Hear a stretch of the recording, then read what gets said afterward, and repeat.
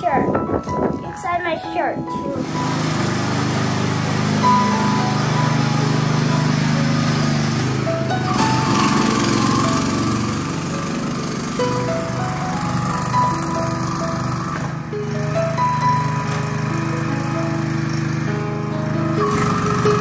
Ôi trời ơi.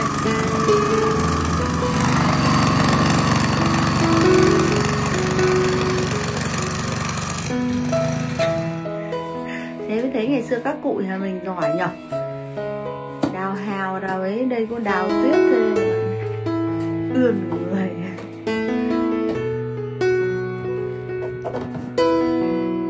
Đẹp trên phim thôi. Tuyết chỉ đẹp trên phim thôi các bạn ạ. Chứ còn á, đây này, sống khổ lắm.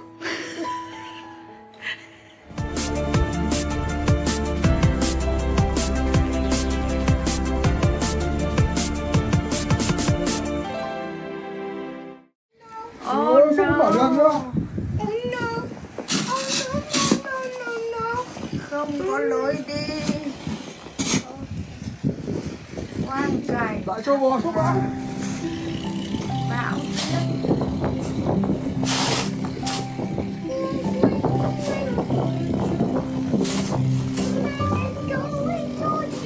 Đâu nhất là ăn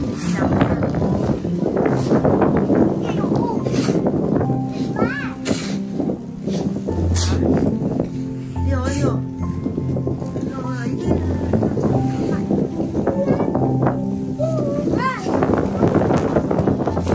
Mama's coming under my shirt.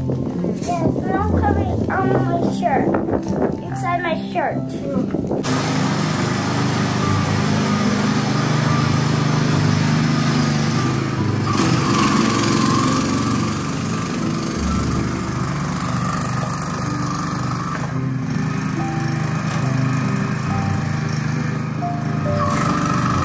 Ôi trời ơi.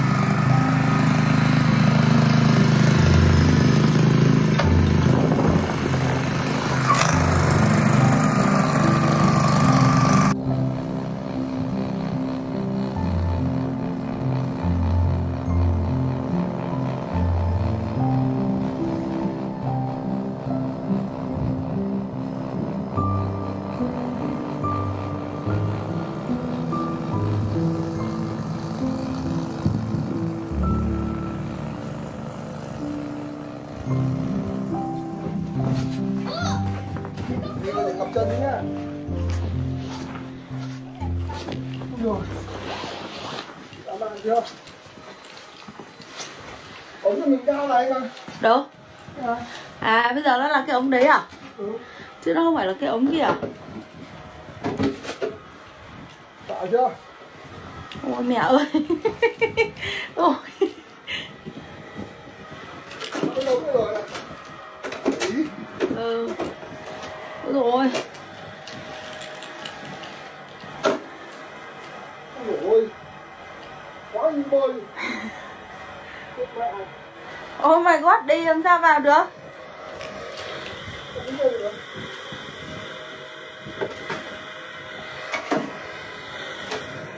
Ôi mẹ ơi. Dọn lên làm sao? Ôi. Dạ.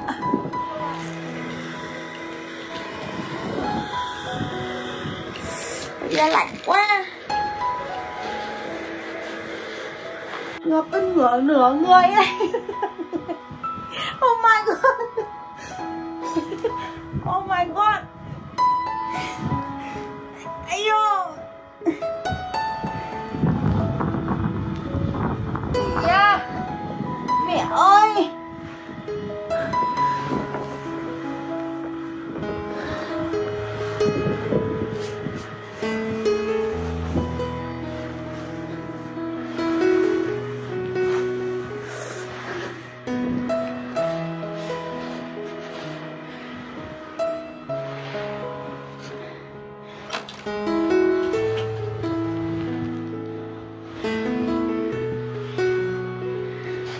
Eo ơi. Lát hả? Lát ra kiểu gì đây? Đi đâu mà đến nhà mình? Gì? Đi em đứng trên đây anh mở cửa em vào. Ôi Đứng dồi đây, ôi. đứng đây. Lạnh quá không đứng đâu, tay cắm hết rồi. Có khác gì đá đâu.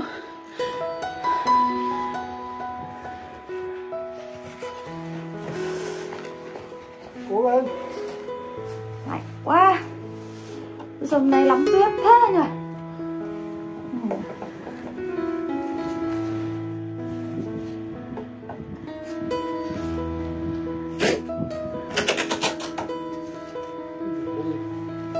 Tìm chỗ đứng này.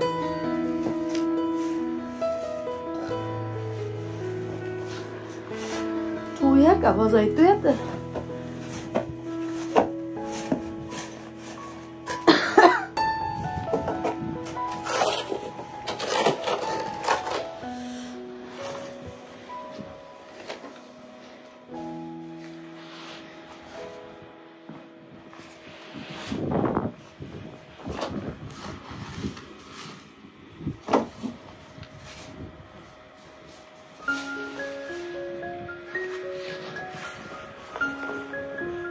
Đi đầu hàng sợ.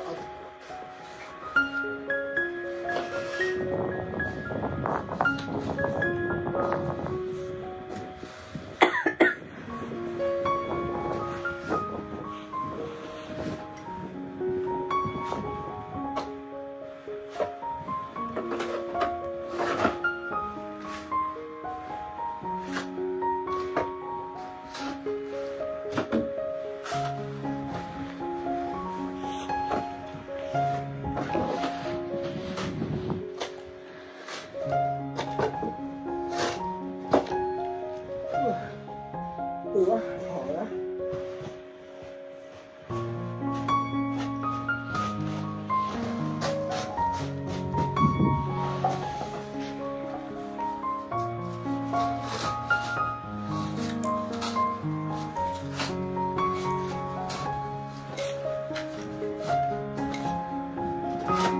Oh my god. Cái chỗ này nhá, nó phải lên đến cả mét rồi chứ không phải là 40-50 phân nữa. Nhở? Nhờ anh nhở? Này á. Hơn hết. Hơn mét rồi đấy. Thiệt. Đi xuống dưới kia nhá, đảm bảo là ngập người luôn.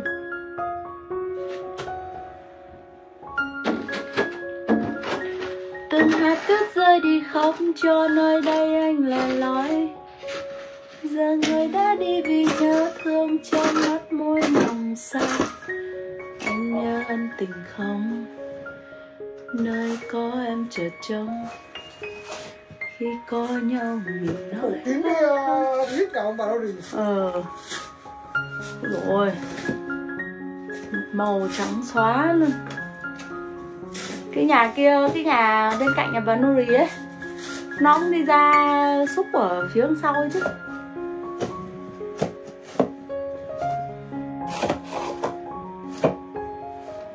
Anh Ngọc bên kia này. Thế à?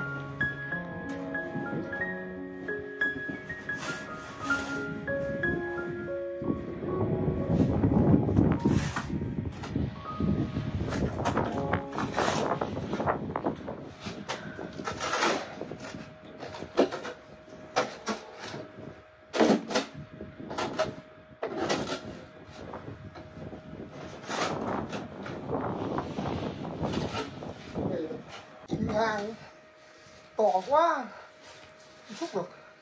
Ôi chỗ này thôi chứ xúc gì nữa.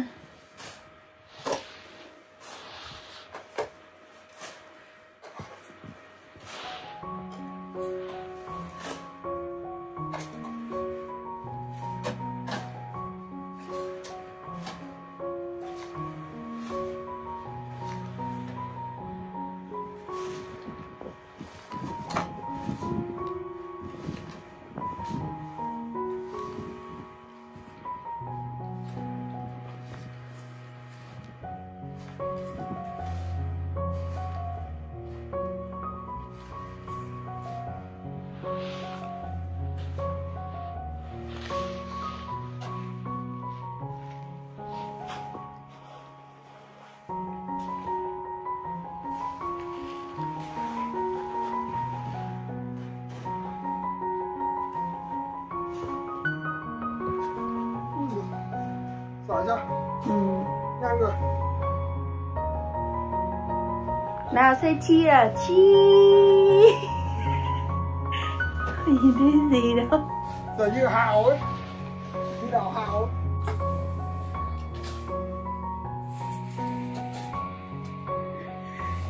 Thế mới thấy ngày xưa các cụ nhà mình giỏi nhở. Đào hào đào ấy, đây có đào tuyết thôi mà ươn người.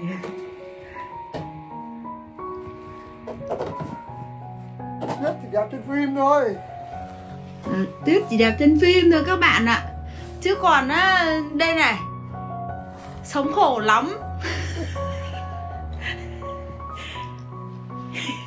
Đào xung quanh đấy là lát nữa sao ra. Anh nhìn xem là anh ra kiểu gì nè.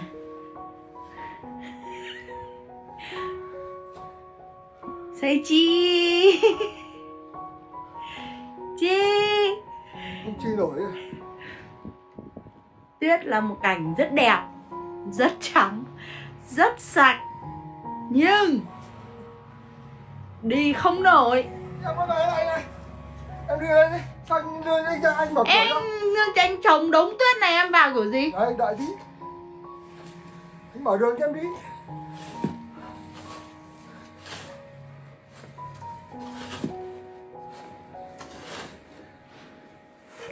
Đào bớt cái chỗ ống đằng sau đây kìa. Đấy, đi đây. Nắm tay. Đi. Nào. Nắm tay. Nào, cho. Cắm vào đây, giữ đây. Đây. Oh my Khổ chân god. nặng khổ. Không những chân ngắn mà sức nó nặng ấy. Anh nhìn đi. Rồi, bước đi. Đây, bước đây. Bước nổi đâu. Ui giời. Xí. Đấy, vào đây, lên đi, vào nhà đây. Hey, đấy, con đi được đâu. Không sao. Đi. Em rút chân ra không được.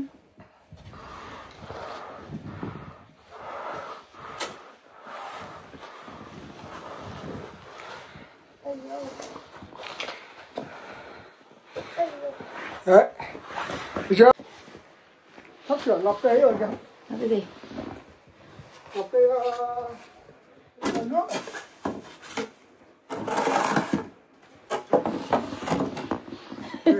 Chưa năm nào chưa kiến cái cảnh này. Đây là năm đầu tiên ở Canada mình chứng kiến cảnh này ấy.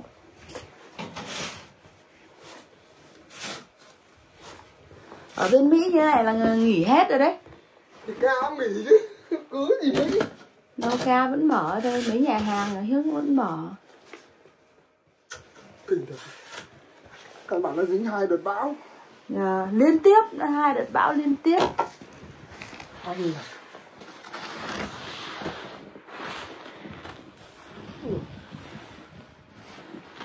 Phẩy quá. Được nhà bà hay không?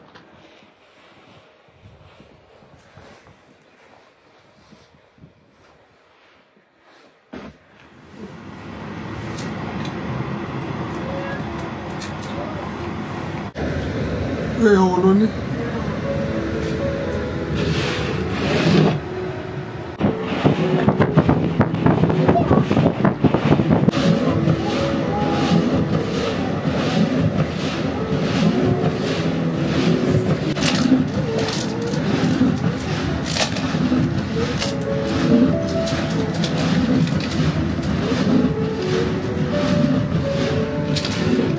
Giờ tuyết ngập hết. Trông giống như là trong chuyện cổ tích ấy nhỉ, nhà ối ở trong. Rõ chưa? Mù mịt, không nhìn thấy gì luôn.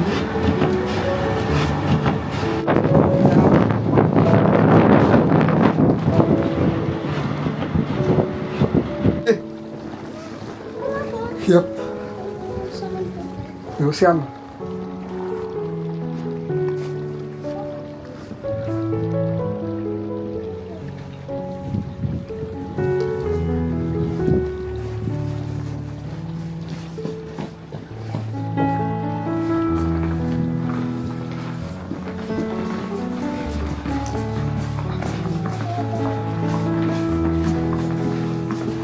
Khách hàng coi như là quá VIP.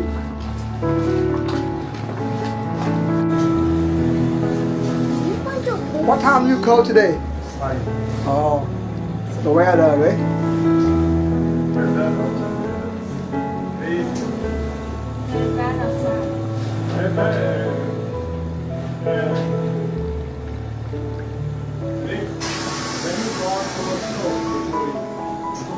When you saw that much snow here.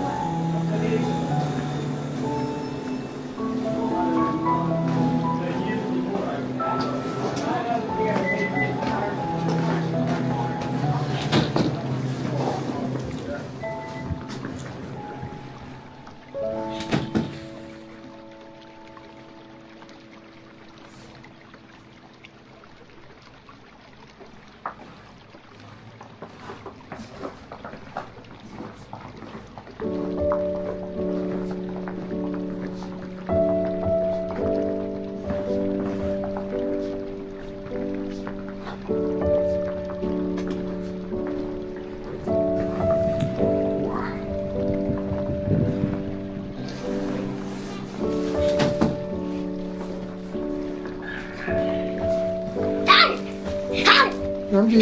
Làm gì? I'm a dog. Sao rồi đó? Yeah.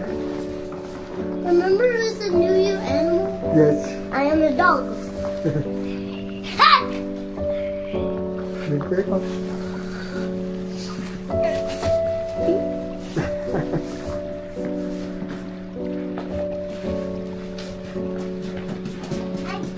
I got candy.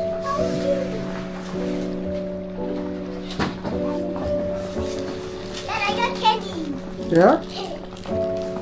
Oh, candy. It's treat. Để xem không? When you was outside, I was inside. Look, Dad. Dad. À, ông cho cái ấy à? Yeah. Đi, con đi xem đi.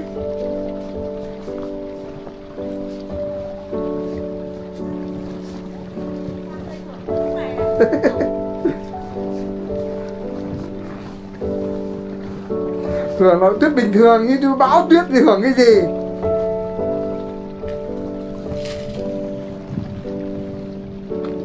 Có xe đi mấy gì?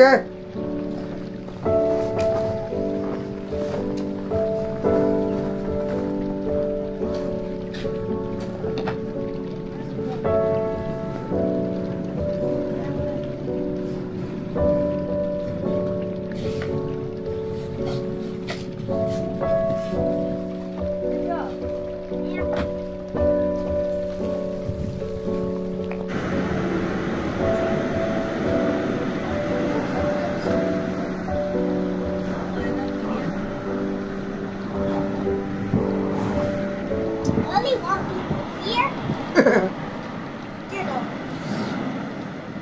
Người đậu xe đã đi đâu? Xe các bạn. Let me go put on my snow pants.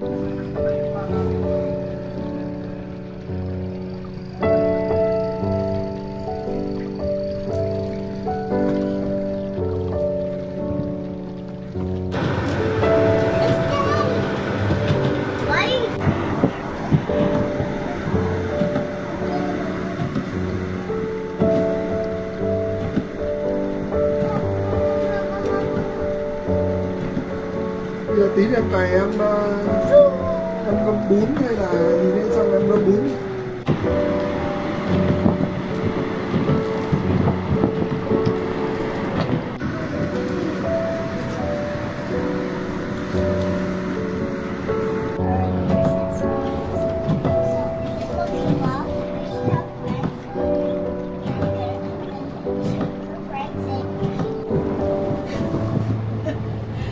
Bên trái tôi là trường học Public School.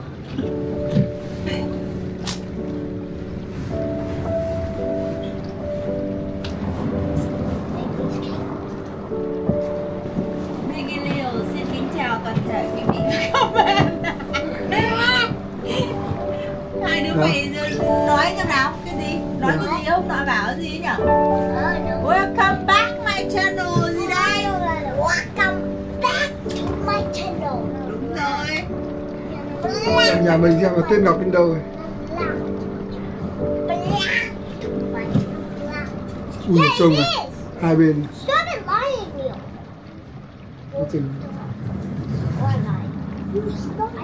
Phanh đâu, xúc đâu à? Phai xúc đâu nhỉ? Phai xúc không? Bà đang xúc rồi à? Má ơi. Mình cũng chừa cho lứa hàng xóm mà. Động lên lăn nó xe xuống nước. Đúng rồi, đậu trong người nhà mình đi. Ừ. Ơi.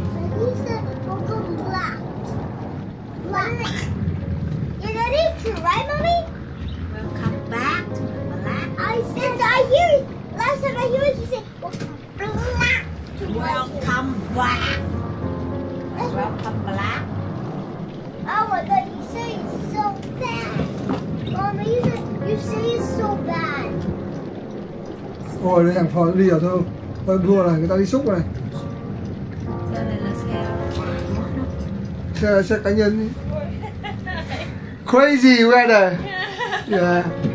Only so you doing? I'm waiting coffee. Yeah. Are you waiting coffee? Yeah. Yeah, I'm waiting coffee. You bring? No. No, thank you.